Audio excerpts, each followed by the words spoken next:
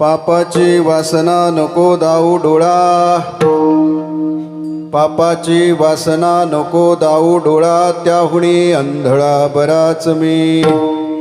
निंदेचे श्रवण नको माझे कानी, बधीर करोनी ठेवी देवा.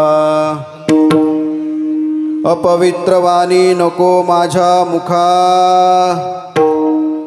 अपवित्र वाणी नको माझ्या मुखा, त्याज हुनी मुका बराच मी.